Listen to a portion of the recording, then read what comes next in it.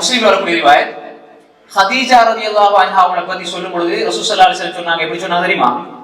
இன்னி கத் ருஸிக்து ஹுப்பஹா, நான் ஹதீஜாவுடைய நேசத்தை ஒரு ரிஸ்காக பெற்றிருக்கிறேன். ரிஸ்க்னா என்ன? சாப்பிடுறதா? வாழ்வாதாரம். இப்ப நம்ம தமிழ்ல ரிஜிக் ரிஜிக்னு சொன்னாங்க, அது பிழை. நம்ம ரிஸ்க்னு எழுதினாலே எங்கிட்ட கேட்கறாங்க, சேக அது ரிஸ்க் இல்ல, ரிஜிக்னு எழுதுங்க. புரியுதுங்களா? ரிஸ்க் அது ரிஜிக்னு மாத்திட்டாங்க, அப்படி இல்லை. அப்ப ரிஸ்க் என்பது, ரிஸ்க்னா என்ன? ரிஸ்க் என்றால் வாழ்வாதாரம். வாழ்க்கைக்கு எதுவெல்லாம் தேவையோ அதெல்லாம் ரிஸ்க். கணவன் மனைவி மீது அன்பு கொள்வதும் மனைவி கணவன் மீது அன்பு கொள்வதும் ரிஸ்க். இது அல்லாஹ் கொடுக்கிற ரிஸ்க்.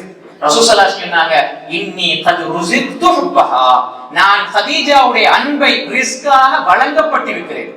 இந்த உள்ளத்துல ஹதீஜா மேல உள்ள அன்பு எப்படி இருக்குது? அல்லாஹ் இன்னைக்கு ரிஸ்காக தந்திருக்கிறான்னு சொன்னாங்க ஸல்லல்லாஹு அலைஹி வஸல்லம். அதனாலதான் ஆயிஷா ரலியல்லாஹு அன்ஹா அவ்வளவு நேசமா பாசமா இருந்தும் கொஞ்சம் ரோஷம் வந்தது. அவ்வளவு ரசூல் ஸல்லல்லாஹு அலைஹி வஸல்லம் ஆடறுத்தா உடனே ஹதீஜாவுடைய தோழிகளை நோக்கித்தான் ஆடுகளை அனுப்புறாங்க. இடைக்கிடைக்கு அவங்கள பத்தி பேசுறாங்க. நான் பக்கத்துல ஒரு அழகான பெண்மணி, நான் பக்கத்துல இருக்கிறேன், வயதுல சின்னவள் தான். அப்படி இருந்தும் ஹதீஜா ஹதீஜா என்றால் இது அல்லாஹ் உள்ளத்துல போட்ட ரிஸ்க்.